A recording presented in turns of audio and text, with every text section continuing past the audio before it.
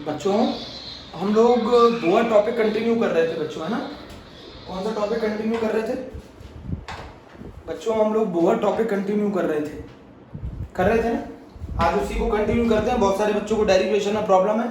वैसे तो सीबीएसई में डेरिवेशन नहीं है, फिर भी हम लोग पूरी कोशिश करते हैं कैसे आया है ना। बच्चों ये मान लो ये रहा न्यूक्लियस है ना, और बच्चों ये रहा हमारा इलेक्ट्रॉन रिवॉल्व कर रहा है around the nucleus in a stationery orbit, है ना। ये इलेक्ट्रॉन है, कितने डिस्टेंस पर है न्यूक्लियस से बच्चों? r डिस्टेंस पर। बच्चों न्यूक्लियस इसे अट्रैक्ट कर रहा है, फिर भी अंदर नहीं आ रहा। क्यों नहीं आ रहा है? वहीं के वहीं घूम रहा है। क्यों? अब बताने जा रहा हूं। सबसे पहले बच्चों चार्ज ऑन प्रोटॉन। कितना चार्ज होता है प्रोटॉन पे? बोलो plus E. Number of protons कितने होते हैं किसी न्यूक्लियस के अंदर? Number of proton is equal to बच्चों जेड। तो बच्चों हमारा चार्ज न्यूक्लियस पे कितना आएगा? चार्ज ऑन न्यूक्लियस आएगा बच्चों प्लस जेड ई। कैसे समझो? एक न्यूक्लियस के पास कितने प्रोटॉन होते हैं? जेड प्रोटॉन, और हर एक प्रोटॉन पे चार्ज कितना है? Plus E. तो चार्ज ऑन न्यूक्लियस कितना आएगा बच्चों? Z E.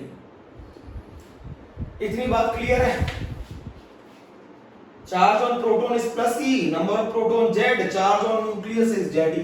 कुछ बच्चों कांस्टेंट की वैल्यू भी समझ लेते हैं, जैसे h प्लैंक्स कांस्टेंट है, इसकी वैल्यू 6.6 × 10⁻34 जूल सेकंड होती है। पाई कांस्टेंट है, इसकी वैल्यू 3.14 होती है। जैसे मैं बता दूं k कांस्टेंट है, इसकी वैल्यू m के सिस्टम में 9 × 10⁹ होती है। मास ऑफ इलेक्ट्रॉन कांस्टेंट एक तरीके से 9.1 × 10⁻31 kg होती है। सही है बच्चों? बोलो, ये सारी चीजें कांस्टेंट है, नोट कर लिया। इलेक्ट्रॉन का चार्ज भी कांस्टेंट है, E की वैल्यू 1.6 × 10⁻19 कूलम होती है। ये सब कांस्टेंट है, लिख लेना कांस्टेंट है बच्चों, ये सब कांस्टेंट है ना।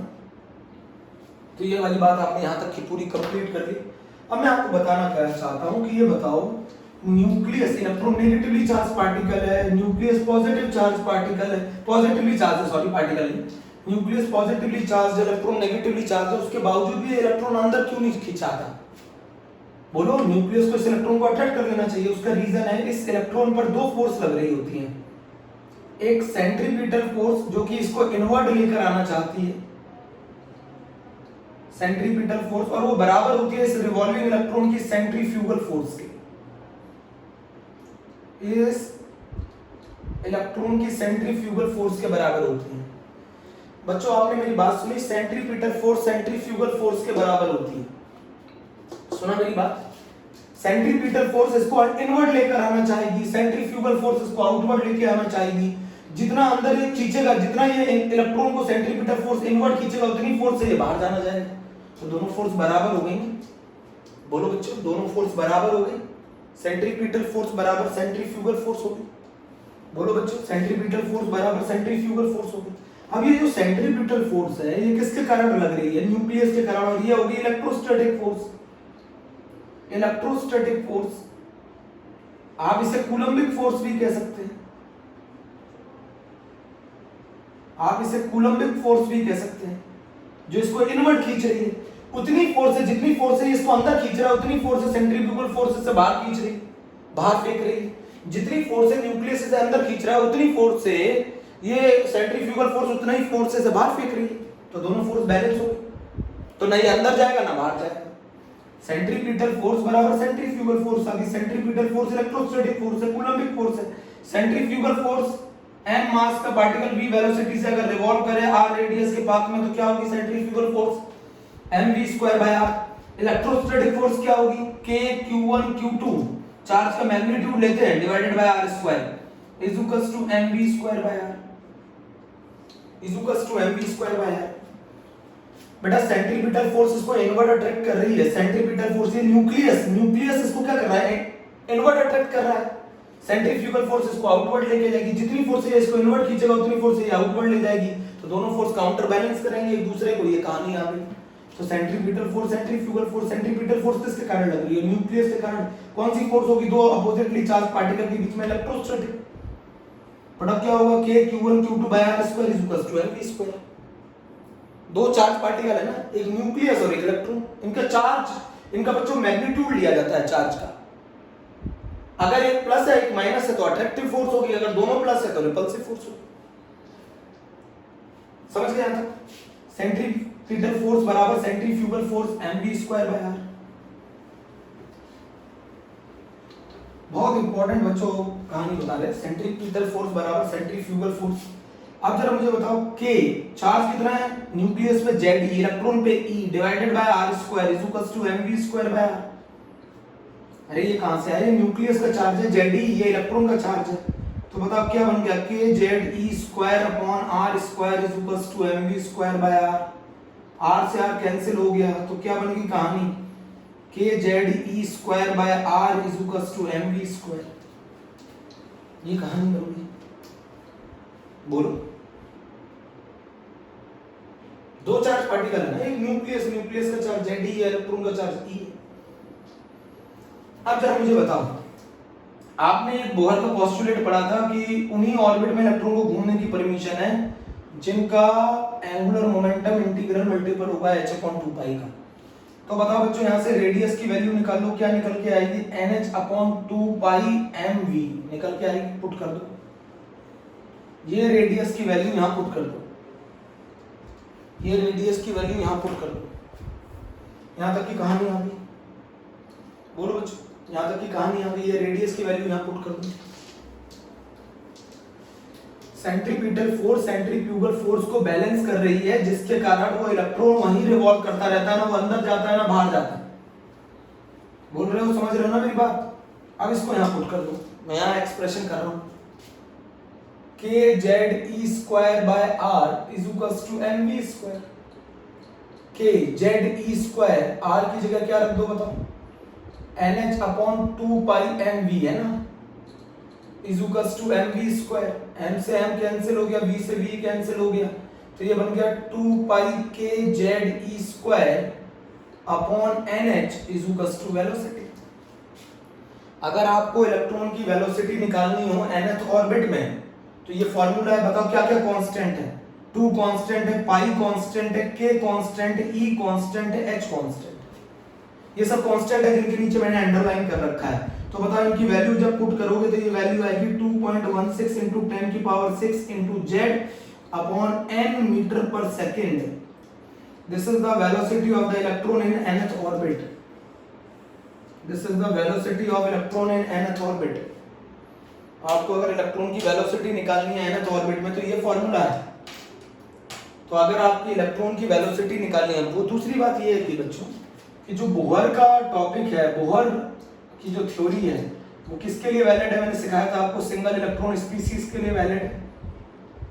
सिंगल इलेक्ट्रॉन स्पीसीज के लिए वैलिड है। बोहर की जो थ्योरी है वो सिंगल इलेक्ट्रॉन स्पीसीज के लिए वैलिड है। सिंगल इलेक्ट्रॉन स्पीसीज कौन कौन है? एक तो हाइड्रोजन है, एक He+ है, एक बेरिलियम प्लस, एक लिथियम +2 है, एक बेरिलियम +3 है। ये all are single electron species. चलो अच्छा ये बताओ, हाइड्रोजन का Z कितना है? हाइड्रोजन का Z 1 है, हीलियम प्लस का Z 2 है, बेरिलियम लिथियम +2 का Z 3 है, बेरिलियम +3 का Z 4 है। ये भी कहानी यहाँ तक क्लियर हो जानी चाहिए मेरे हिसाब से। कुछ नहीं किया है, KZe square equals to mv square आया, R की वैल्यू निकाल ली है किससे? बोहर के पोस्टुलेट से, जिसका कहना था कि एंगुलर मोमेंटम इंटीग्रल मल्टीपल होगा h/2 पाई। रिजल्ट याद हो गया? आईआईटी ने ये रिजल्ट भी पूछा है बच्चों, इसको अंडरलाइन कर लो, इस रिजल्ट को अंडरलाइन कर लो बच्चों, ये बहुत इंपॉर्टेंट है। ये जी के लिए है, ये सीबीएसई बोर्ड के लिए है, सीबीएसई के लिए। आगे चलो बच्चों, बोलो क्लियर हुआ? वेलोसिटी का फॉर्मूला क्लियर हो गया शायद, मुझे लग रहा है। कांस्टेंट की वैल्यू होती है। वेरिएबल कौन कौन है बच्चों? वेरिएबल कौन कौन है? वेरिएबल जरा बताओ मुझे। एक तो z वेरिएबल है, एक तो z वेरिएबल है बच्चों, एक n वेरिएबल है, एक n वेरिएबल है, बच्चों इसको कीप इन माइंड लिख लेना, keep in mind very important, keep in mind very important. Direct formula based question पूछे जाते हैं। रफ कर दूं?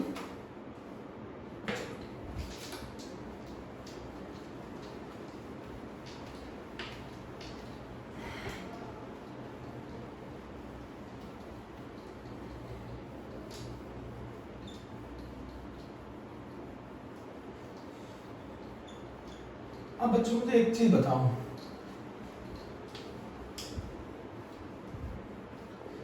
ये तो कहानी हो गई है, यहाँ तो कांस्टेंट हो गया, सब समझ में आ गया आप लोगों की, बहुत अच्छी तरीके से समझ में आ रहा है मुझे उम्मीद है।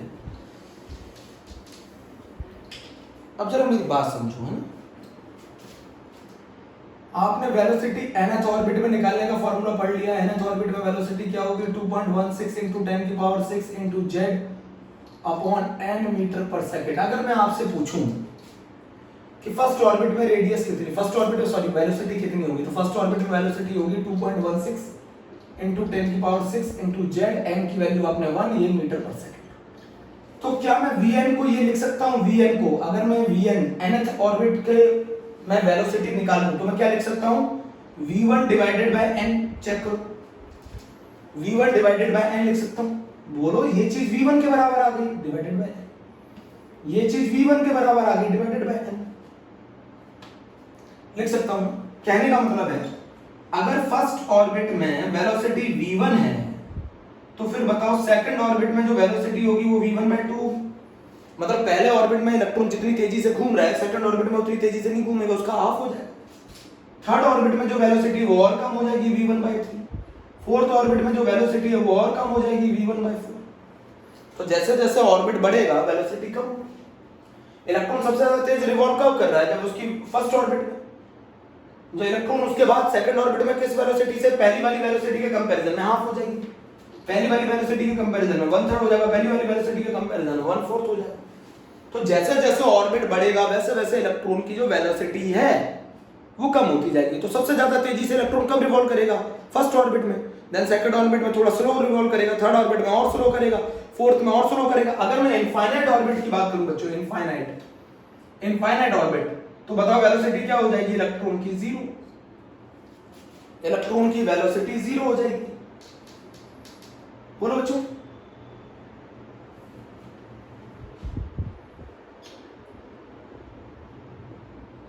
ठीक है? चलो हो गया, ये फॉर्मूला क्लियर है।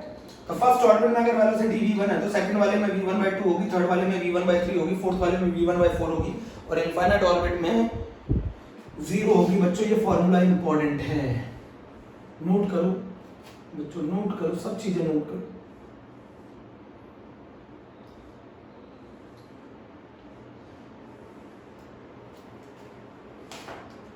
चलो मैं एक क्वेश्चन पूछूं आपसे, डायरेक्ट फार्मूला बेस्ड क्वेश्चन पूछे।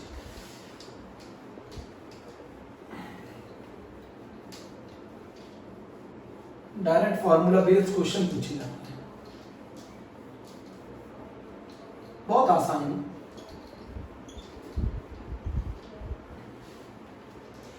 अच्छा मुझे एक चीज समझाओ, बहुत अच्छे से समझाना, मुझे बताना, ठीक है? Calculate the velocity of electron in fourth stationary orbit for helium ion। Direct formula based question है, बहुत ही आसान क्वेश्चन है। Calculate the velocity of electron in the fourth stationery orbit for helium ion.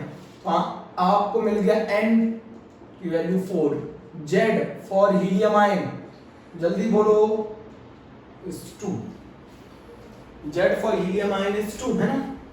What is the formula of velocity? 2.16 into 10 की power 6 into Z by n metre per second.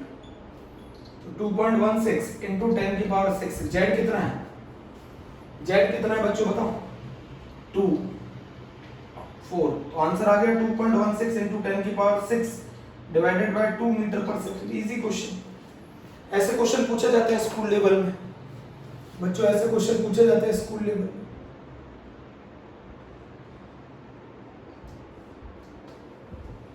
School level में ऐसे question पूछे जाते हैं। ठीक है बच्चों, note कर लो, एनसीईआरटी में ऐसे क्वेश्चन पूछे जाते हैं, बहुत अच्छे से नोट करो।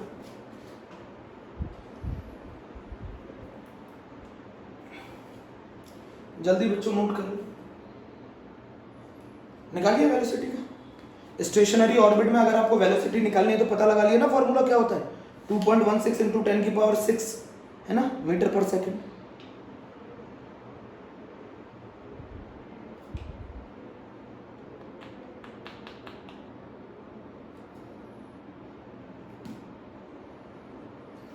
चलिए आगे बच्चों, अब हम लोग पढ़ने जा रहे हैं स्टेशनरी ऑर्बिट की रेडियस। बच्चों अब हम लोग पढ़ने जा रहे हैं स्टेशनरी ऑर्बिट की रेडियस, है ना बच्चों, अब हम लोग पढ़ने जा रहे हैं स्टेशनरी ऑर्बिट की रेडियस। आईआईटी ने पूछा था 2017 में, स्टेशनरी ऑर्बिट की रेडियस। बताओ क्या फॉर्मूला होगा स्टेशनरी ऑर्बिट की रेडियस का? बोहर रेडियस भी बोलते हैं इसको, है ना, बोहर रेडियस।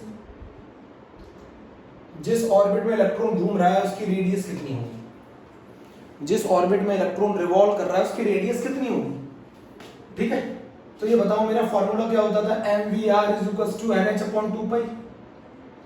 पहले तो एक्सप्रेशन निकाल, v की तुम एक्सप्रेशन निकाल चुके हो, बताओ v का क्या एक्सप्रेशन आया था, 2πkZe²/nh r = nh/2π।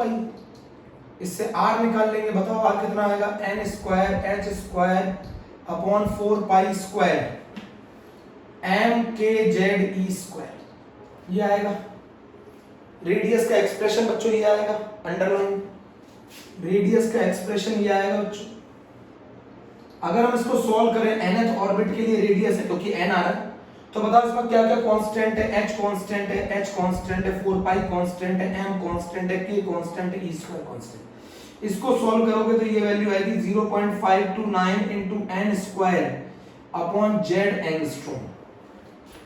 बच्चों बोहर रेडियस की वैल्यू एंगस्ट्रॉम में इतनी आएगी, 0.529 n² Z एंगस्ट्रॉम। कहां क्वेश्चन पूछा गया है, जी 2017 में पूछा गया, जी 2017 में पूछा गया है। ठीक है बच्चों, इसी रेडियस को अगर हम पिकोमीटर में नापें तो ये आती है 52.9 n² Z पिकोमीटर। आप अच्छी तरह जानते हो माने एंगस्ट्रॉम बराबर 10⁻10 मीटर एंड 1 पिकोमीटर बराबर 10⁻12 metre. Bohr radius Rn = 0.529 n² Z angstrom, Rn = 52.9 n² Z picometre. बोलो बच्चों, R = n²h² 4π² mkZe²। ठीक है, चलो अच्छा ये बताओ फर्स्ट ऑर्बिट में रेडियस कितनी होगी, फर्स्ट ऑर्बिट में रेडियस होगी 0.529 Z। बोलो फर्स्ट ऑर्बिट में रेडियस कितनी होगी, n की वैल्यू 1 रखती, तो बताओ हम क्या Rn का फॉर्मूला ये लिख सकते हैं, R1 × n²। फर्स्ट ऑर्बिट के कंपैरिजन में उसको n² टाइम्स बढ़ेगा रेडियस। बोलो क्या हम ये फॉर्मूला लिख सकते हैं, Rn = R1 × n²। चेक करो ना, ये चीज R1 बन गई। अभी तो आपने निकाली R1 की वैल्यू 0.529 Z, ये R1 बन गया, उसको n² से मल्टीप्लाई करते चलो।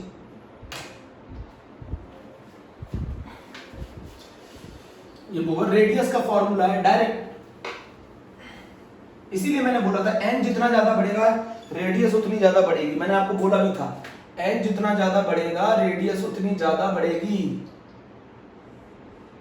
ये इंपॉर्टेंट है। n की वैल्यू बढ़ा दो रेडियस बढ़ जाएगी फर्स्ट ऑर्बिट का। अच्छा एक चीज बताओ, क्या ये डायग्राम सही है, क्या ये डायग्राम सही है,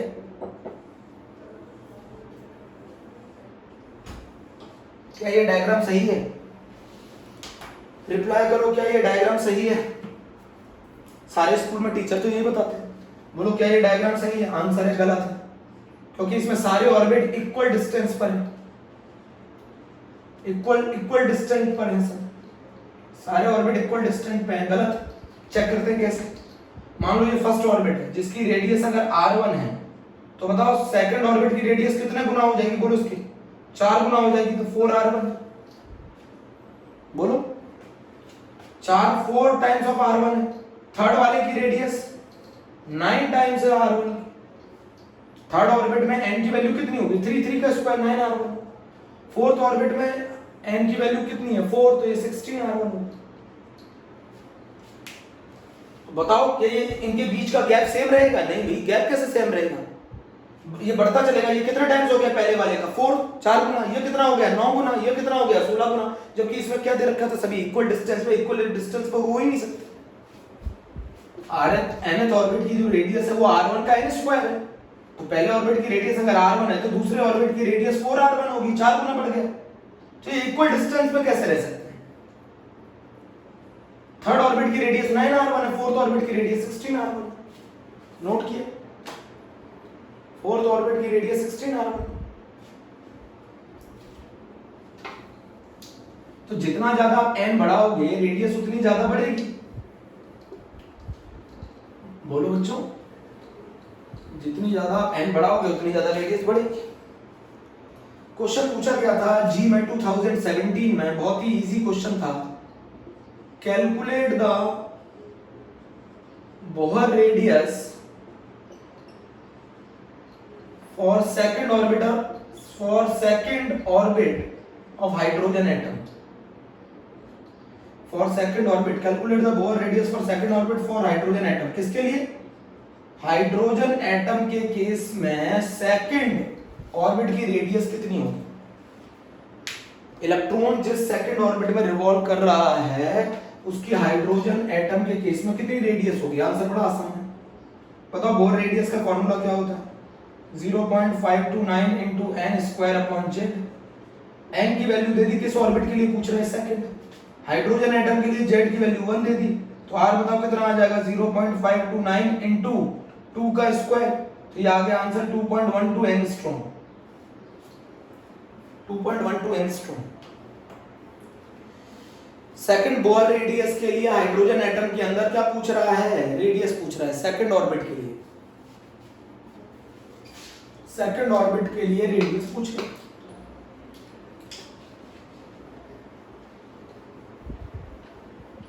बोलो बच्चों, एक्सप्रेशन याद रखना है। ये सब एक्सप्रेशन आईआईटी के लिए है, स्कूल लेवल के लिए तो डायरेक्ट फॉर्मूला है। स्कूल लेवल के लिए तो डायरेक्ट फॉर्मूला है बच्चों, जल्दी से नोट कर लो, नोट करो बच्चों।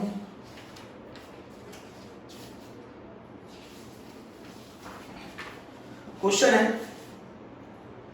Calculate the velocity of electron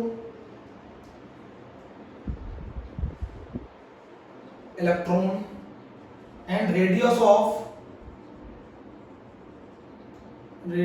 of stationery orbit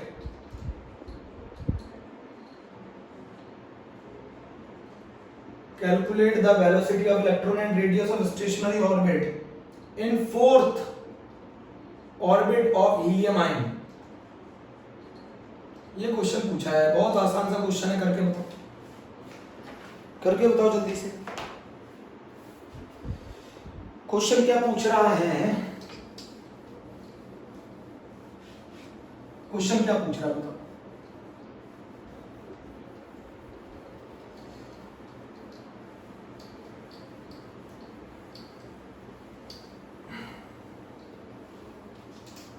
question पूछ रहा है वेलोसिटी निकालो इलेक्ट्रॉन की और रेडियस निकालो उस ऑर्बिट की, fourth orbit of helium ion, मतलब फोर्थ ऑर्बिट। बहुत आसान क्वेश्चन, बताओ आंसर क्या होगा।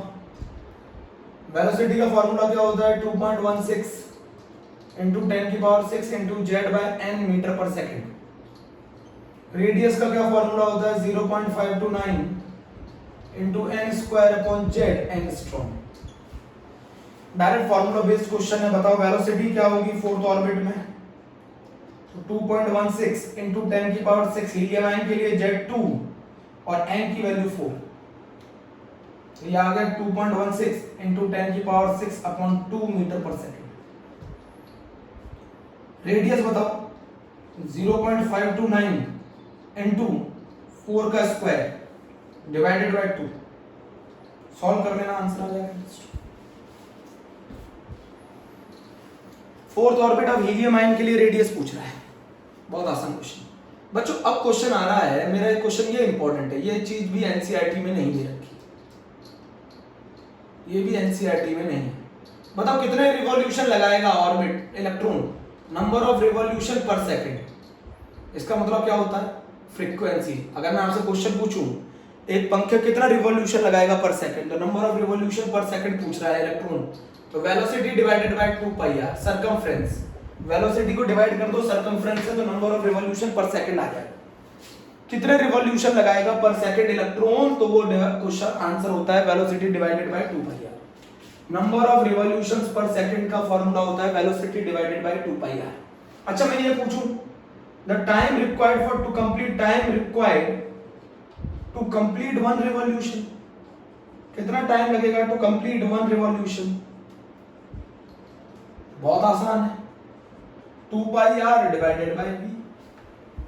ये टाइम पीरियड पूछ रहा है, तो कितना टाइम लगेगा एक रिवॉल्यूशन को कंप्लीट करने में, 2 pi R divided by v। कितने रिवॉल्यूशन लगाएगा electron per second, v divided by 2 pi R. बहुत बहुत ज्यादा इंपॉर्टेंट है, जो बच्चे कॉम्पिटिटिव की तैयारी कर रहे हैं उनके लिए बहुत इंपॉर्टेंट है जी।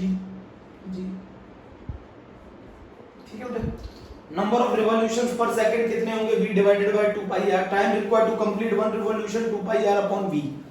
तो ये तो बच्चों हमारी वेलोसिटी और रेडियस की कहानी खत्म हो गई। अब बच्चों हमारी जो कहानी आती है वो चालू होगी एनर्जी की, है ना। Energy of electron in nth orbit, है ना। किसी पर्टिकुलर ऑर्बिट में इलेक्ट्रॉन की एनर्जी कितनी होती है, तो मैं बता दूं इलेक्ट्रॉन की जो एनर्जी होती है पर्टिकुलर ऑर्बिट में वो होती है -13.6 upon n square into z square. बच्चों ये फार्मूला होता है इलेक्ट्रॉन वोल्ट पर एटम। किसी पर्टिकुलर ऑर्बिट में इलेक्ट्रॉन की एनर्जी नेगेटिव होती है बच्चों, ये नेगेटिव साइन बताता है कि electron is bound to the nucleus. ये नेगेटिव साइन बताता है कि इलेक्ट्रॉन जो है वो किससे बाउंड है, न्यूक्लियस से। बच्चों इसका मतलब है ये नेगेटिव साइन बताता है कि there will be attraction between electron and nucleus.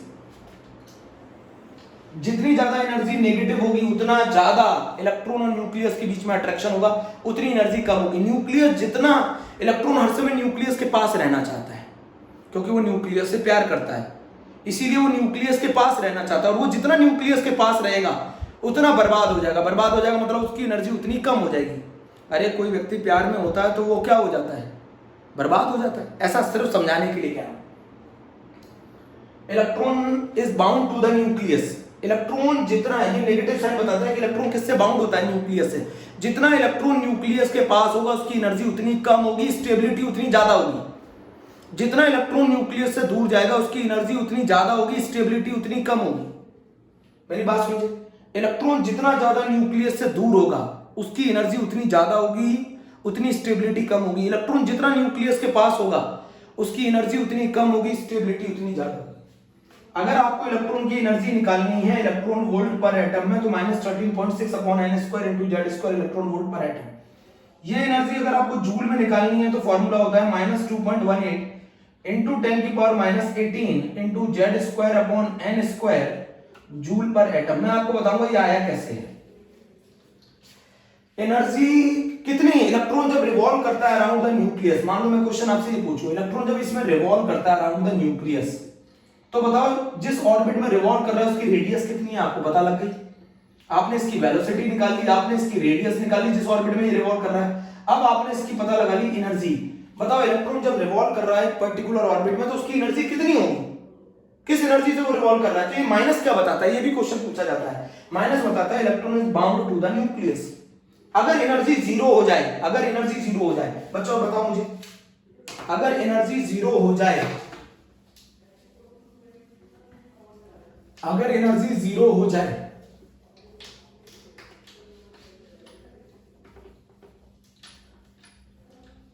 तो इसका मतलब इलेक्ट्रॉन आजाद हो गया न्यूक्लियस से, उसकी एनर्जी जीरो हो जाए। अच्छा इलेक्ट्रॉन की एनर्जी जीरो कब होगी, एनर्जी जीरो कब होगी जरा मुझे बताओ, जब वो किस स्टेट में होगा, इनफाइनाइट, तभी एनर्जी जीरो होगी।